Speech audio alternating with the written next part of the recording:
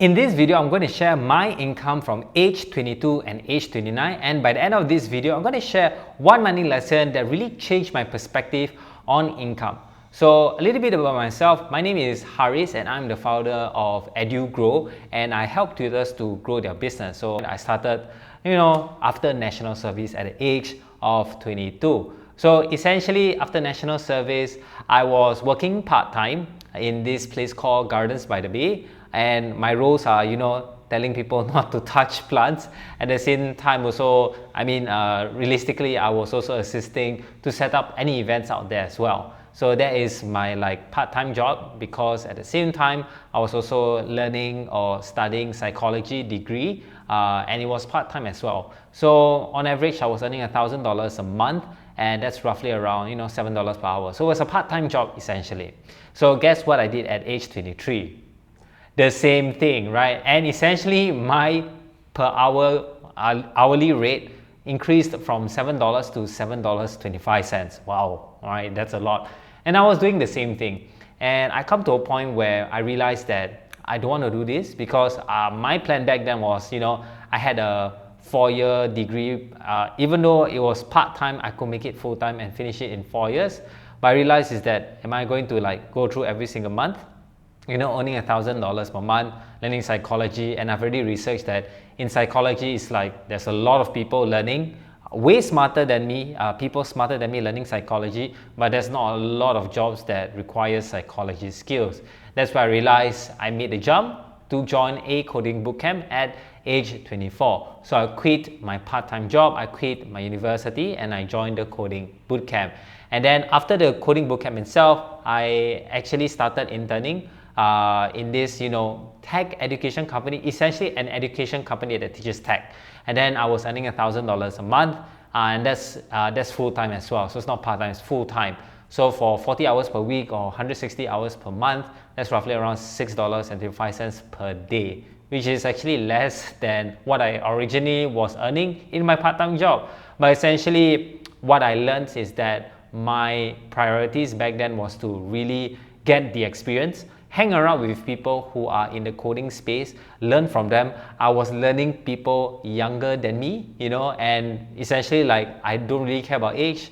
I just want to learn, get experience, because that's more important than the money. And then at age 25, I finally got my first full-time software developer role, and my first salary was $3,200 per month. And back then as well, it's I had a friend who she also graduated with a psychology degree after 4 years, and then she managed to get a job, and essentially she was earning around $3,100 per month, and it took her 4 years to learn. For me, it took me 3 months of a coding bootcamp to get the same amount of money. And yes, I agree, this is a low salary, but the thing is that if I were to continue working as a software developer, maybe jump to another company, I could easily get a higher salary, maybe $4,000 per month. Or if I'm really, really lucky and I really work really hard to prove myself, I can get $5,000 per month. So my salary potential has increased dramatically because I knew the skills of software development. But after working in my first full-time software developer role in a startup, I was exposed to a lot of people similar to me who started their own companies, right? And that's where I got a bug of starting my own, and that's where I quit my job and started to run my own business, start my own ventures at the age of 26. And the thing is that what I've learned so far is that business is very, very, very, very hard. And I was earning less than $1,000 per month, or essentially I wasn't paying myself as well, because in my mind I was okay, any revenue that comes into my business, I will just put it back into the business itself. So I didn't really have money for myself. I have money for the business, and realistically, I was on average maybe earning $500 USD per month. And there were some freelance jobs here and there that actually helped me to actually I only had one freelance job as well that I think I got for 3,600 USD, but there was only one job, and that wasn't that great as well. So in the end, at age 27, I was almost broke because I was eating up my savings, because I wasn't, like I say, didn't pay myself as a salary. So I was really stressful about money back then, and I was at the nick of time, my first job, my internship job at the education company that teaches tech, one of my mentors actually reached out to me and say, "Hey, Haris, are you free to teach? We are in need of instructors." And I was like, "Okay, sure." And I was being paid per hourly, so I think I didn't put here, but my hourly rate back then was like $40 to $80 per hour, depending on the class that I took. And that was like, it saved my life, right? And I started teaching freelance as well, so that was a huge like income for me that's a little bit more stable than like running my own business. So on average I was earning around $4,000 per month. Not a lot, but at the same time it opened up to what I can do as a freelancer. And there was one time where I was earning $10,000 per month, and that was really a lot. And I was like, oh my god, it's another way of earning income as a other than being an employee, and now as a freelancer. And then after that, while I was doing my own thing, then I had a podcast with this person. His name is Derek, and then he was the founder of this coding bootcamp called Sigma School. And then in a way I was also wanting to open up my own coding bootcamp as well. So in the end we aligned to what we want to do, and then in the end I joined him in Sigma School because I believe that there was a potential for me to be in it, to help grow it, and then at the same time also be part of maybe a bigger company later on in the future lah. So in the end I took a pay cut because the company itself was not in Singapore. So I was roughly earning around $1,000 per month, right? And for me, essentially, like I say, in the first, like my internship, right, the priority is always experience over money, because I already racked up in my previous, like in 2022 here, like I actually saved a lot of money. So money wasn't an issue here, and I was like pretty stable in terms of how I'm earning money. Of course, if there's no jobs, there's no money, but essentially I did have enough savings. So for me, it's like, okay, let me learn something. So let me have this opportunity to learn something so that eventually I can grow my skills and maybe help the business grow, and I can be a valuable person as well. Then initially I started as a general partner. In essence, it's like I was actually trying to expand Sigma School to Singapore, and eventually like Derek and me agreed that I was actually helping more than just the Singapore side of things. I was also helping Sigma School as a whole.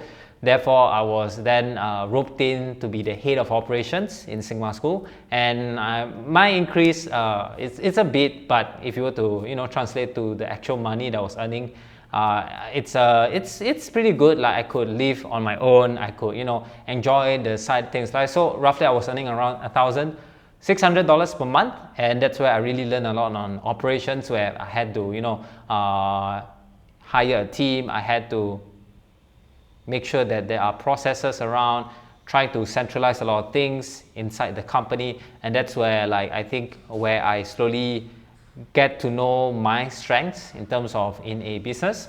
And then I think in an earlier video I realized that at the same time, even though I did have some control of things that I want to be in control with, I think I lack the skill of like execution, quality of work. So I wasn't really hitting the mark in terms of being a very good head of operations.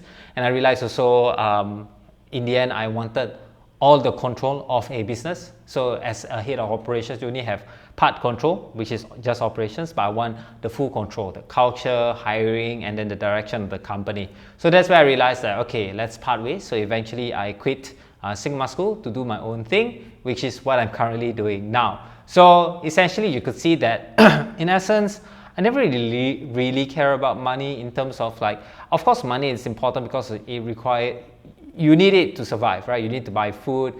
If you need to, you also need to pay rent for it, and also do your hobbies to make sure that your life is a little bit nicer to live with, because life is stressful either way, right? So in essence, like for me, it's always to find the skills that I realize that's gonna help me build a better person. And that's where, in summary of the 7 years, the one money lesson that I learned that was very important was that your income goal is just one skill away, right? So if you were to look back when I was learning psychology, working part-time, and I wanted to really earn a lot of money, and it's just one skill away, and the skill was coding. And these coding skills in a way helped me open up to so much more opportunities that I could get if I didn't know about coding. So one thing also I didn't mention was that when I was working as a full-time developer, I was also asked to teach, and the rate that I was being paid to teach coding was $100 per month, and that was a lot. So in essence, I was earning $3,200 per month, plus from that teaching class itself, I was earning an extra maybe $1,800, and that's quite a lot of money. And the thing is that if I didn't know about coding, I would not think about the amount of money I could actually get. And then later on, I had coding projects that I could ask for. So I had freelance project that started from 3.6K USD up to $8,000. And that's something that I can never think of in terms of getting a freelance project that is that high as well. And hopefully, I mean, in the future, I'll get even more. And that's something that I really had to learn. And like I learned that skills is just you're just one skill away to get your income goal. And that's why I think I also mentioned a bit lah. So when I was doing freelance, then in a way, I didn't really negotiate it, but I just said, okay, actually I can help out with creating these slides, and it will cost you 8,000. And then the person agreed. It took me 1 week to finish the slides, and the slide cost me $8,000. Imagine that if I could do the same thing every single week, right? So that means I could earn up to $32,000 per month. That's something that not many people can fathom, right? So, but the reality of things is that freelance or getting projects is not easy. It's not very consistent. So that's why you have high months where you earn a lot and low months where you don't earn at all because you have no clients or you earn very little. So that is another skill you need to in a way learn and also practice, because if you learn but don't practice, there's no point. So I really had to shout out to Chris though, because I was learning on how to negotiate, have a different perspective of how to price your freelance work, which I think is amazing. Do follow him because it really helped me, number one, know my worth as a person with I believe a high in demand skill, and number two, to pricing as well. So in essence, your income is just one skill away. And I'm not even talking about technical skills. I'm also talking about your personal skill. Are you someone who is very focused? So for me, my focus has always been into education, and it's also a bit towards the tech side of things. That's why right now, I want to help other education business, and I want to niche down to tuition business because that's a common business in Singapore. And hopefully with the skills that I have acquired throughout the years, that I, number one, help the businesses not only with my previous company that I worked for, Sigma School, I also implemented certain things to my own business back then when I was teaching coding, and it really helped a lot in terms of revenue and profits as well. So these are things that I really want to help, and it's just one skill away, and I am learning the skill to be successful from 0 to 1 because that's the skill that I'm lacking of. So with that said, hopefully you enjoyed this video. So you could see that I didn't start, as a smart person. I started from, I feel like I started from a nobody, a part-time person, learning psychology, and then transition and work my way up. And that's where I feel for me, it's always learning the skills to be the best person I can. It's never about money, because I feel that money is always a reflection of what the marketplace or the current economy values you. And if you are someone who is able to, number one, get a skill that is in high demand but hard to pick up, like coding, that's something that will tremendously open up the opportunities for you to earn a lot more, right? And if you know how to run a business and improve the business, that's also another skill as well, which I think I am good at. And I want to, maybe help other education business, grow as well, because I believe that from what I've seen so far, that's my true nature in a way. All right, with that said, thank you so much. If you like this video, give a thumbs up. And if you want more of these kind of videos, subscribe down below and comment down on what is, one thing that you learned, or maybe some money lessons you learned along the way. With that said, see you in the next one. Bye-bye.